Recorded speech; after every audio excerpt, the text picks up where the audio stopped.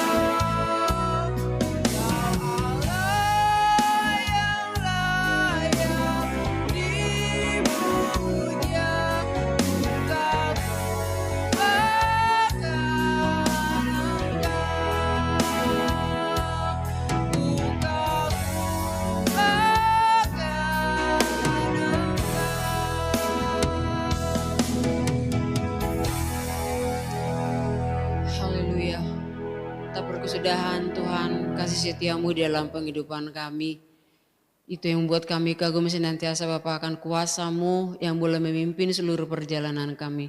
Terlebih-lebih Bapa di sepanjang seminggu ini penyertaan-Mu yang memimpin kami, menolong dan Tuhan menuntun penghidupan kami hingga di malam hari ini kami boleh kembali menikmati hadirat-Mu melalui ibadah tengah minggu kami.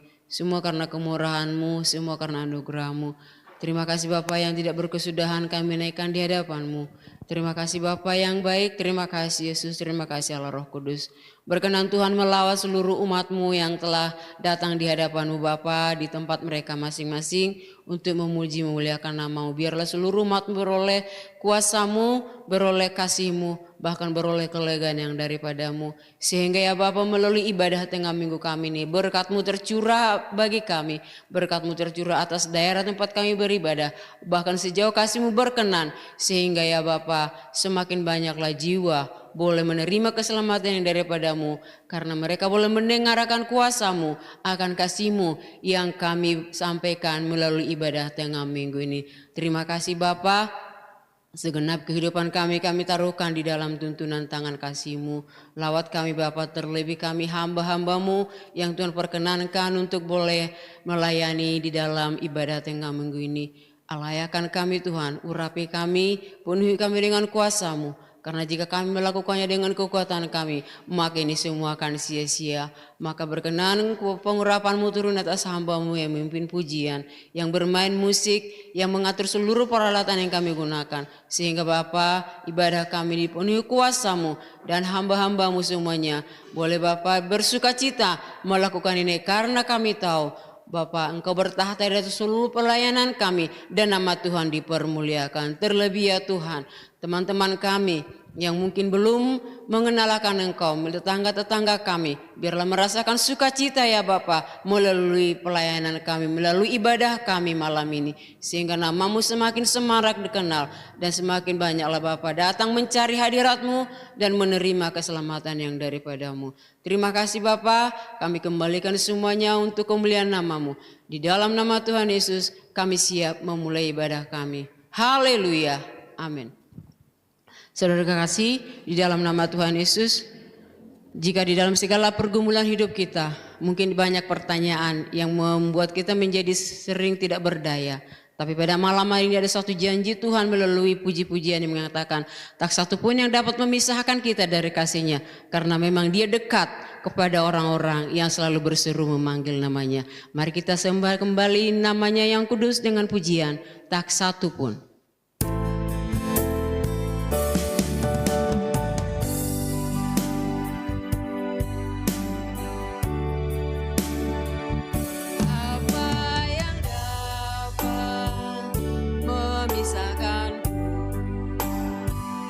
Dari kasih-Mu Tuhan sahabatku, kelaparankah, ketelanjangankah, tak satu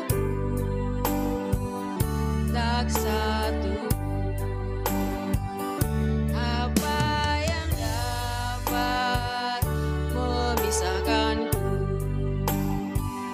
dari kasih-Mu Tuhan sahabatku. Aniayakah, penderitaanKah, tak satu pun,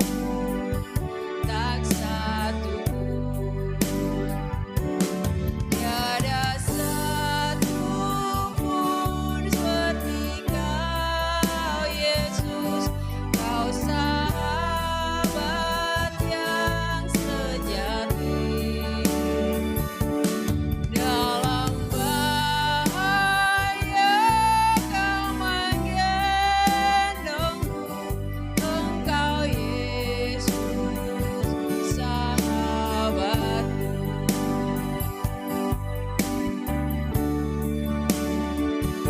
Apa yang dapat memisahkanku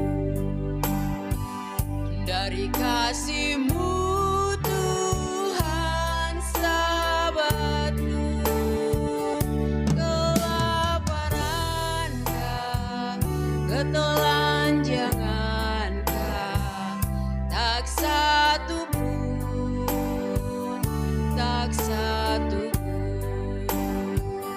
apa yang dapat memisahkanku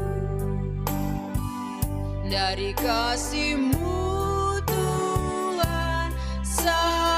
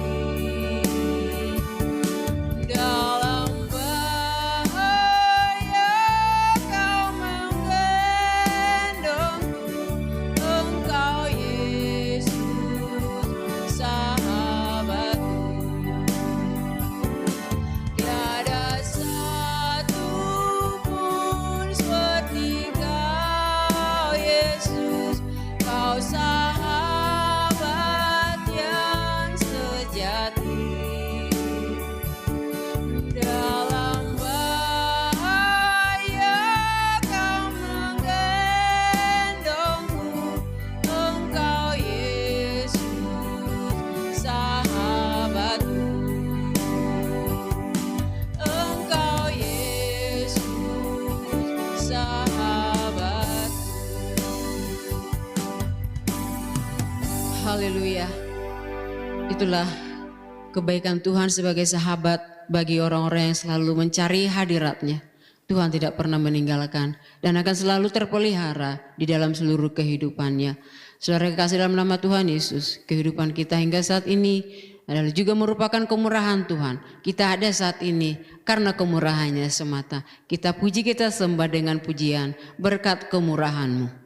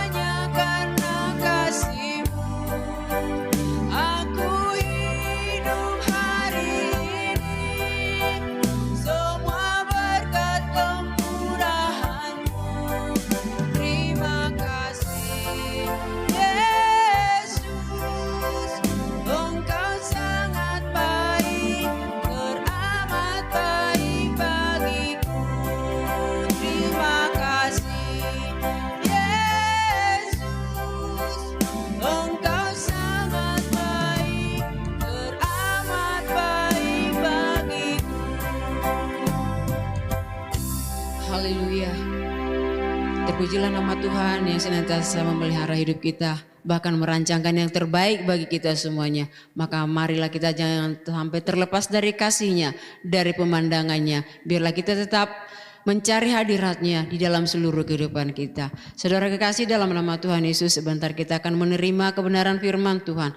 Marilah kita bersama-sama meletakkan seluruh hidup kita, panca indera kita, sehingga kuasa Roh-Nya yang melingkupi, bahkan firman itu termeterai di hati kita, menjadi kekuatan, menjadi tongkat di dalam perjalanan kita di tengah-tengah dunia saat ini. Saudara kekasih, marilah kita siapkan hidup kita dengan mengangkat penyembahan. Haleluya. Firman-Mu pelita bagi kakiku.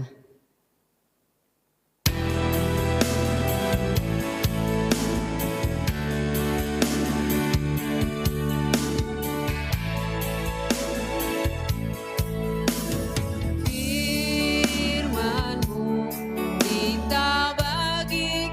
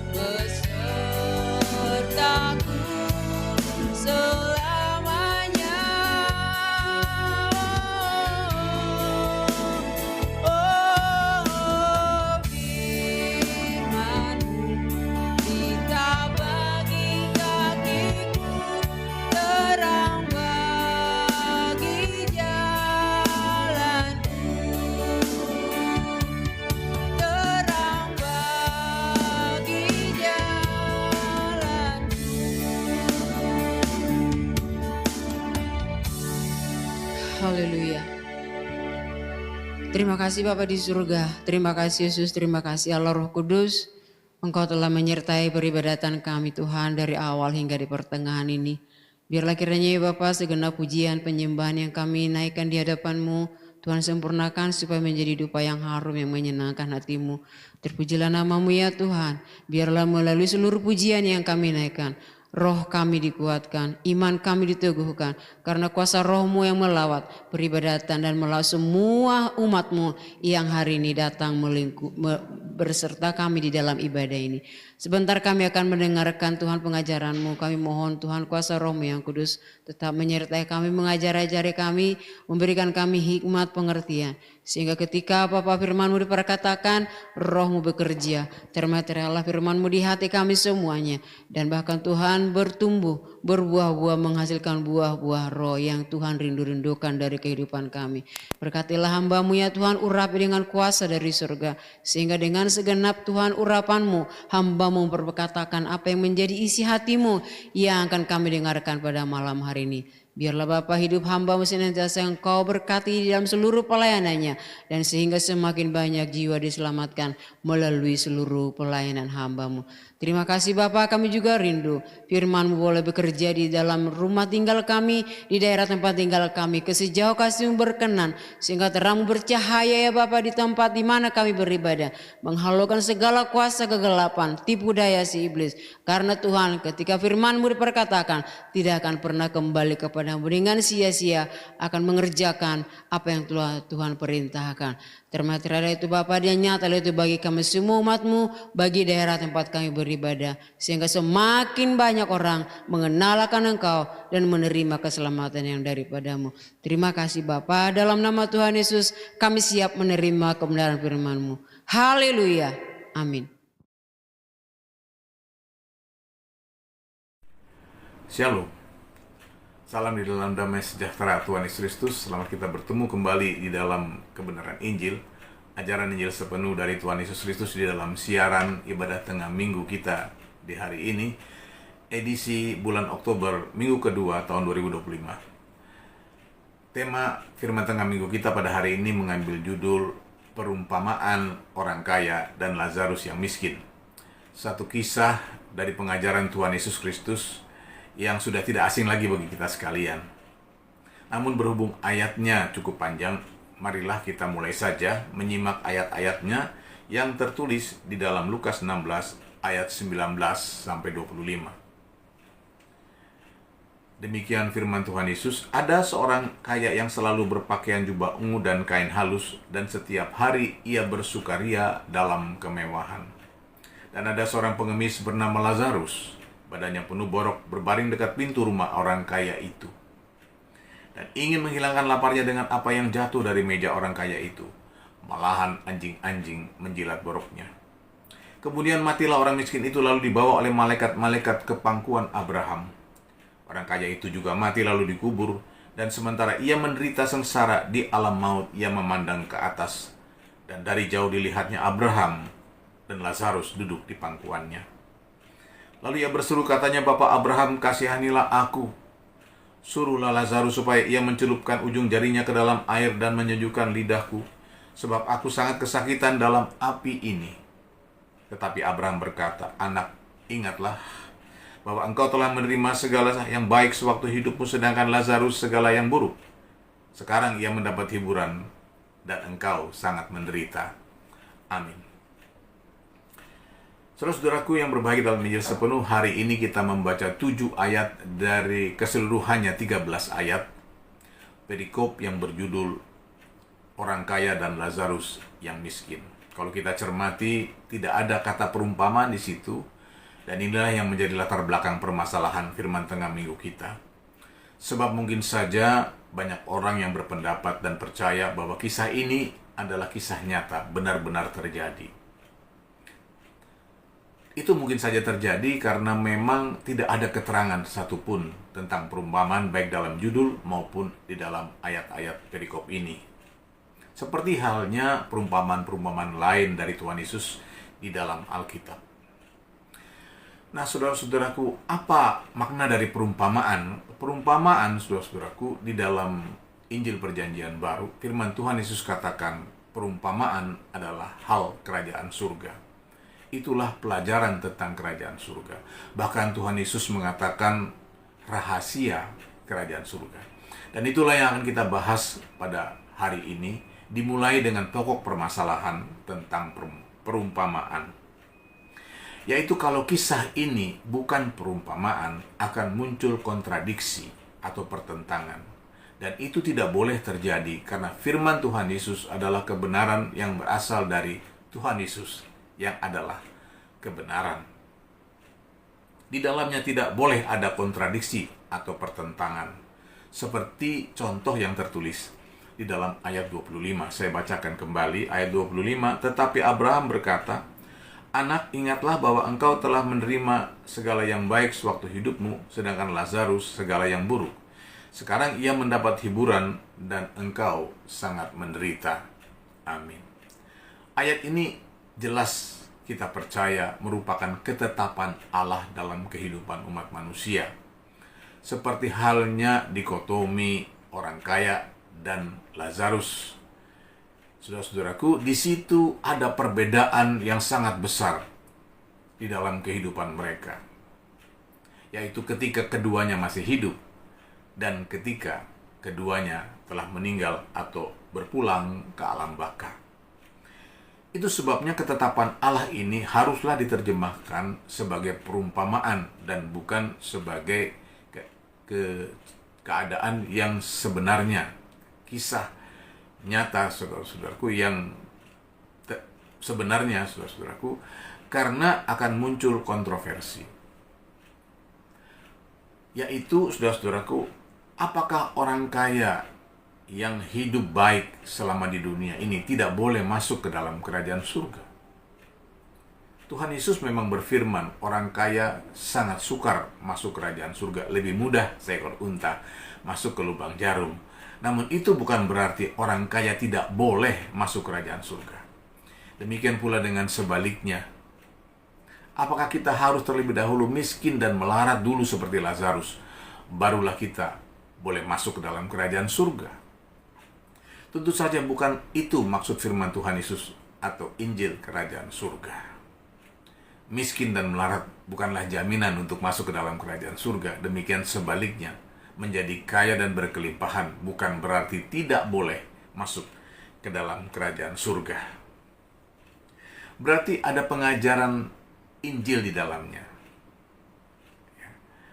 Itulah hal kerajaan surga atau rahasia kerajaan surga. Ada masalah atau persoalan yang tersembunyi di dalam kisah itu. Itulah yang akan kita gali di hari ini.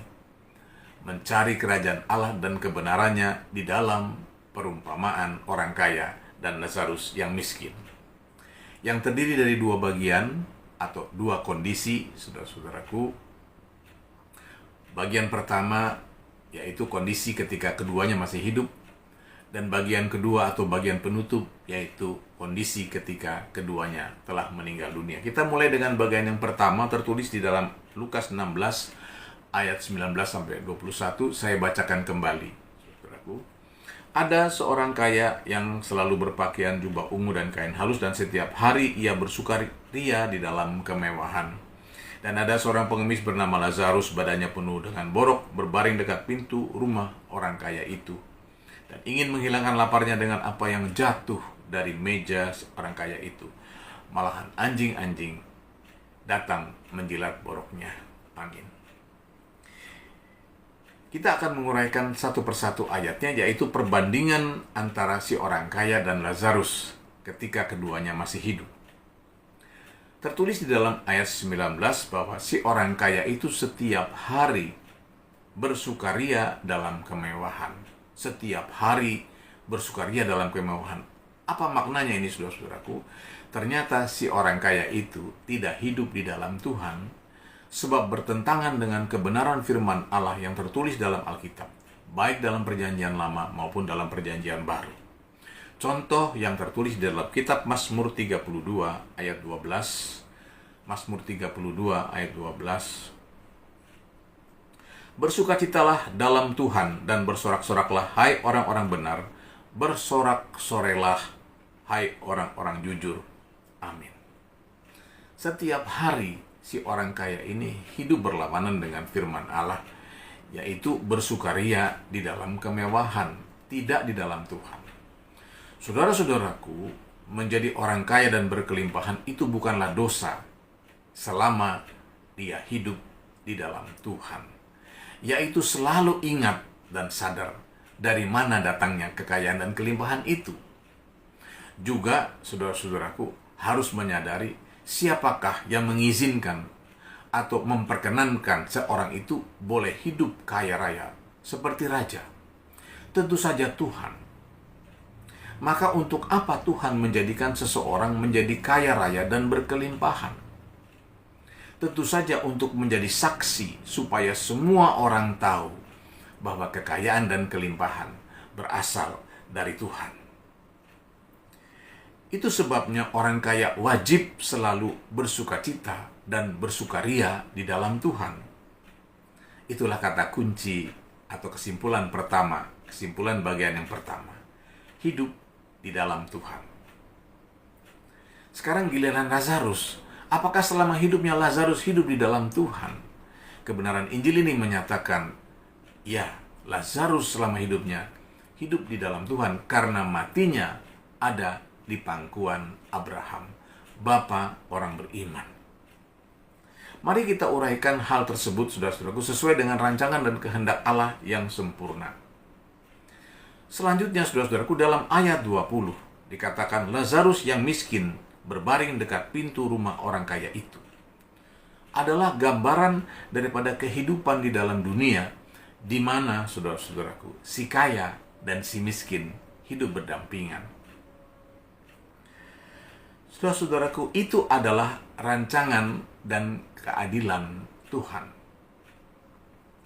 Justru ketika si kaya dan si miskin hidup berdampingan, Allah menghendaki terjadi keadilan. Orang kaya harus peduli kepada sesamanya yang berkekurangan. Istilah zaman sekarang, saudara-saudaraku, harus ada subsidi silang, supaya nyatalah keadilan Allah yang begitu indah di dalam dunia, yaitu dunia yang penuh dengan kasih dan penuh dengan ucapan syukur. Haleluya, saudara-saudaraku. Selanjutnya di dalam ayat 21, saudara-saudaraku, dikatakan, ketika Lazarus ingin menghilangkan laparnya dengan apa yang jatuh dari meja si kaya. Saudara-saudaraku, keinginan Lazarus itu adalah gambaran dari cita-cita semua umat manusia di dunia ini. Tidak ada seorang pun yang mau menjadi miskin dan melarat. Semuanya juga mau menjadi kaya dan hidup berkelimpahan. Itu sebabnya makanan harus jatuh dari meja si orang kaya itu, yaitu makanan yang bukan hanya bersifat jasmani, tetapi juga makanan rohani, yaitu kesaksian si orang kaya yang memberi harapan. Berharaplah kepada Tuhan, bersyukurlah kepada Tuhan, sebab semua kelimpahan dan kekayaan berasal dari Tuhan. Ini wajib hukumnya, saudara. Mengenai kewajiban ini, nanti akan semakin terang apabila kita sudah sampai kepada kebenaran Injil atau pengajaran para rasul.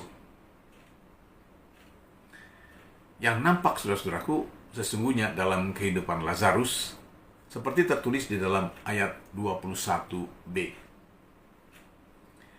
Malahan anjing-anjing datang dan menjilat boroknya. Inilah perumpamaan atau rahasia kerajaan surga tentang perjuangan hidup di dalam kebenaran. Lazarus menjalaninya dengan sukarela apa adanya, sesuai dengan realita atau kenyataan hidupnya. Tidak pernah ia mengeluh atau protes kepada Sang Halik, Sang Pencipta. Lalu apa makna daripada anjing-anjing yang datang menjilat boroknya ini, saudara-saudaraku? Itulah realita hidup di dalam kebenaran.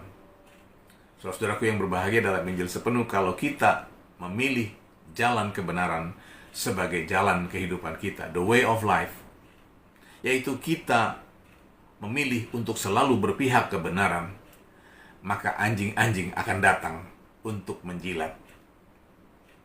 Itulah anak-anak kejahatan atau anak-anak si iblis yang akan selalu menghujat dan mengolok jalan kebenaran, sebab bagi mereka jalan kebenaran itu adalah ibarat borok di dalam dunia yang menghalang-halangi atau yang menghambat, menjadi batu sandungan untuk mereka menikmati kenyamanan dunia ini. Inilah rahasia kerajaan surga yang harus menjadi perenungan bagi kita yang hidup di zaman ini, terutama ketika tanda-tanda akhir zaman sudah menjadi semakin nyata. Gambaran anjing-anjing yang menjilat borok Lazarus itu, saudara-saudaraku, sudah terlebih dahulu terjadi di dalam teladan riwayat Yesus Kristus. Saudara-saudaraku, setiap kali Yesus mau memberitakan kebenaran Injil, selalu saja ia mendapatkan tantangan dan tentangan dari orang-orang munafik. Itulah para pemuka agama yang suka akan kehidupan nyaman di dunia ini. Saudara-saudaraku yang berbahagia di dalam nama Yesus Kristus, kita sebagai umat Kristen harus menyadari kebenaran ini. Sebab Kristen sesungguhnya berarti hidup di dalam Kristus. In Christo, hidup di dalam Tuhan. Haleluya. Kita baca ayat selanjutnya, firman Tuhan Yesus dalam Matius 7 ayat 13-14. Matius 7 ayat 13-14.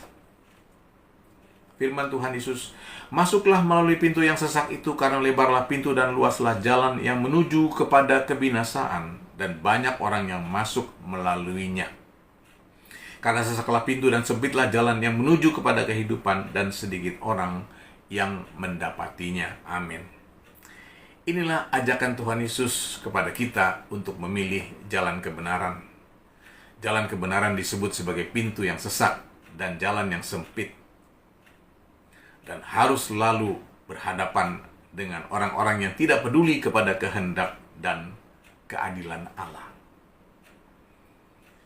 Inilah makna perumpamaan orang kaya dan Lazarus yang miskin, yaitu tentang dua jalan kehidupan, yaitu hidup di dalam Tuhan dan hidup di luar Tuhan. Menjadi intisari atau kesimpulan bagian yang pertama, saudara-saudaraku, oleh karena itu, marilah kita periksa kehidupan kita masing-masing. Apakah ketika kita hidup dalam berkecukupan, kita hidup di dalam Tuhan, bersaksi dan bersyukur?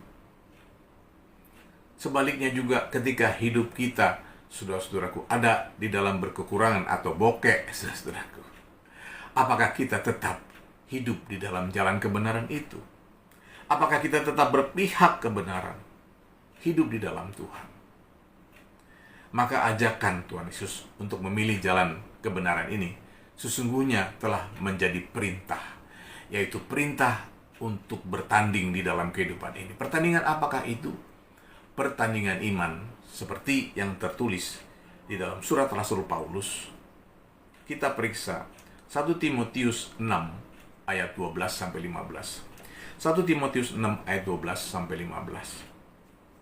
"Bertandinglah dalam pertandingan iman yang benar dan rebutlah hidup yang kekal.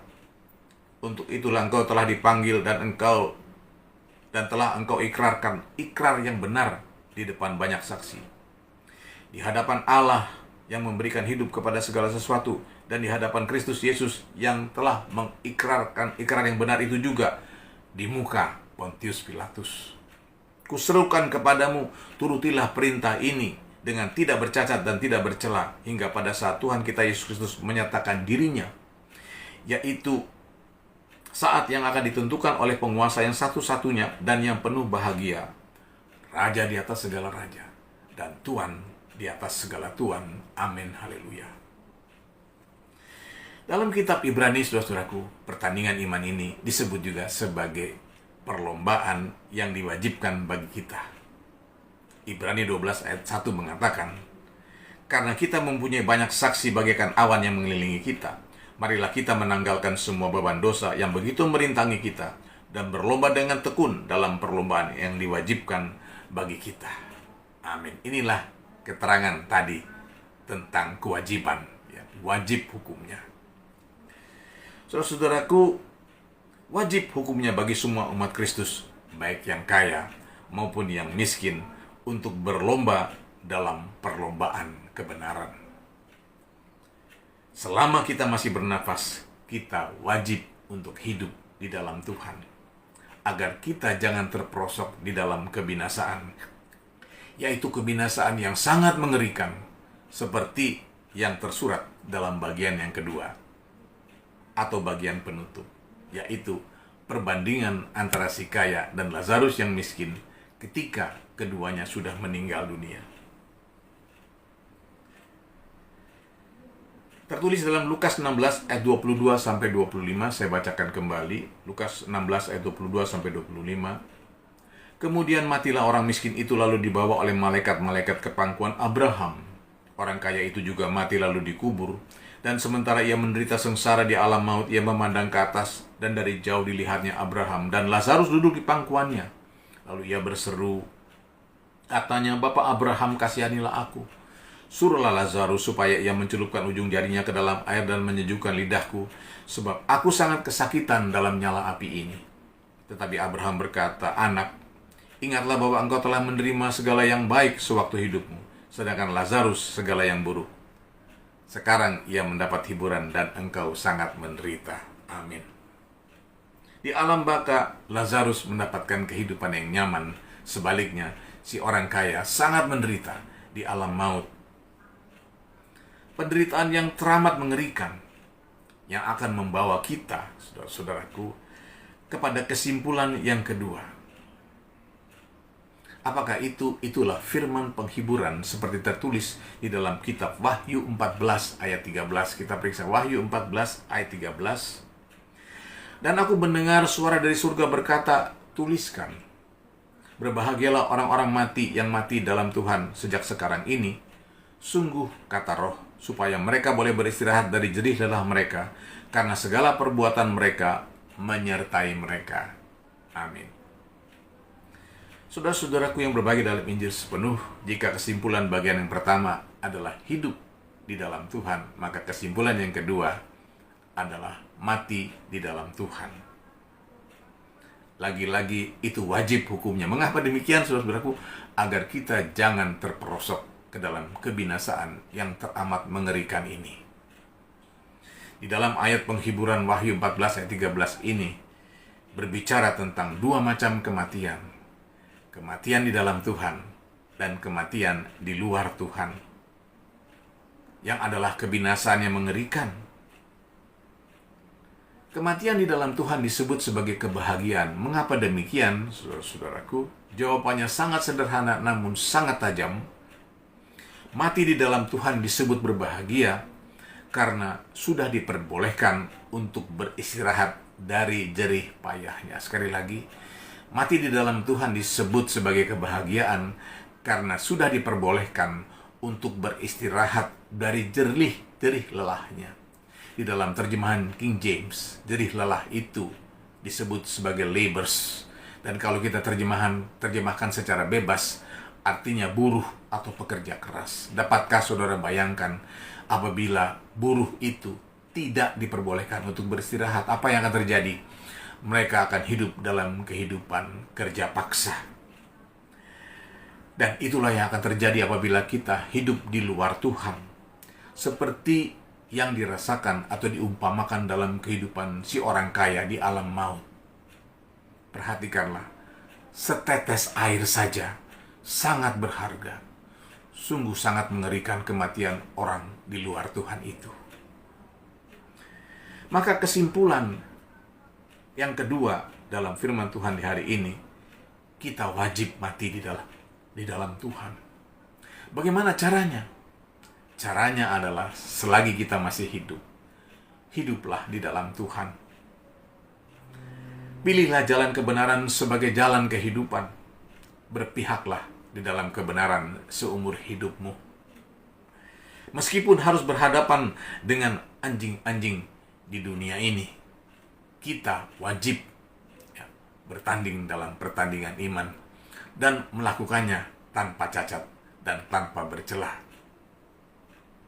Sesuai ikrar yang sudah diteladankan oleh Tuhan Yesus di hadapan Pontius Pilatus, yaitu di hari kematiannya, seperti tertulis di dalam ayat kita terakhir, Yohanes 18 ayat 37.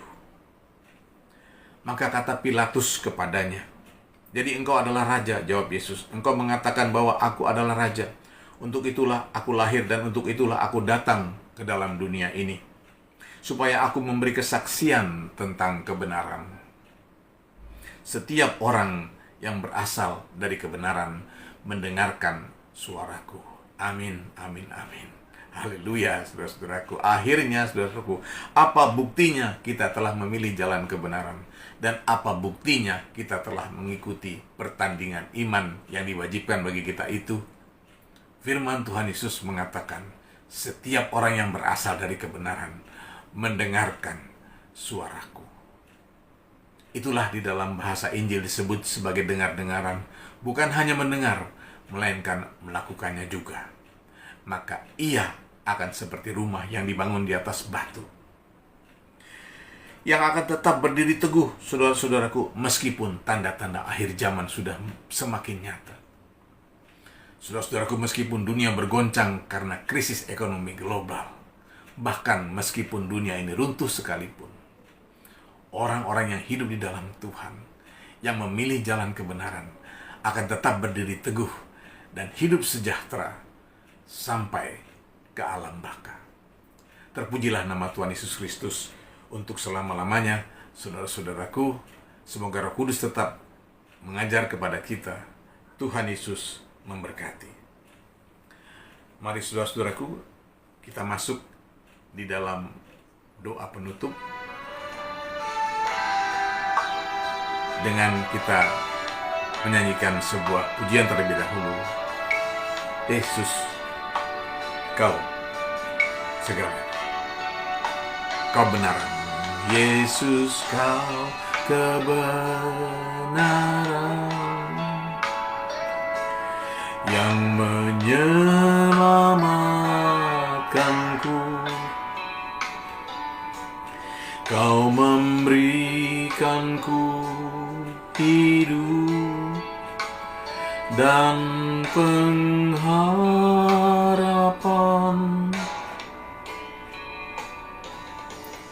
Ku ikut kehendak-Mu,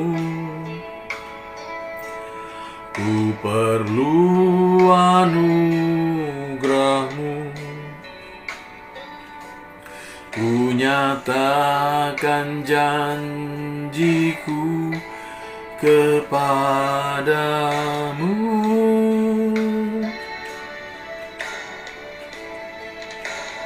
Kalau ku hidup bagimu, hatiku tetap menyembah-Mu.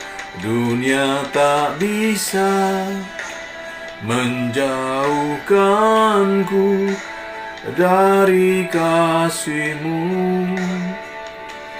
Oh, selama ku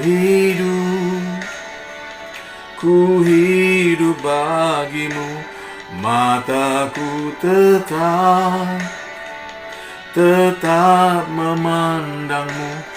Dunia tak bisa menjauhkanku dari kasih-Mu.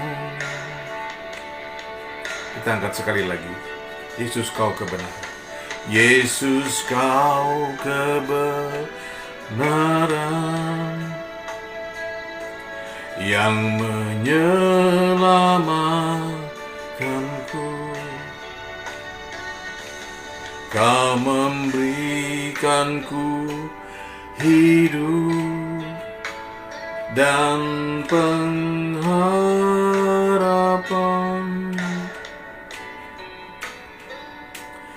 Ku ikut kehendak-Mu,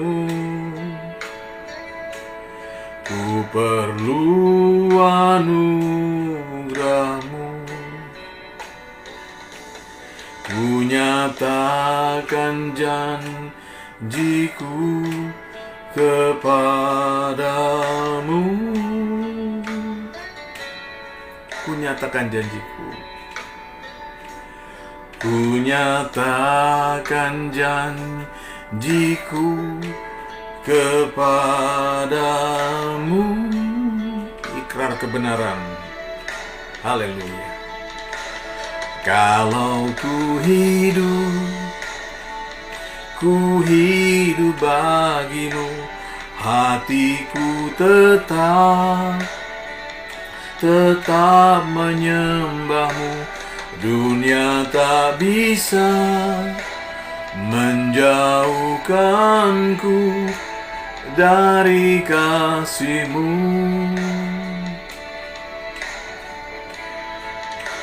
Selama ku hidup bagimu, mataku tetap memandangmu. Dunia tak bisa menjauhkanku dari kasih-Mu.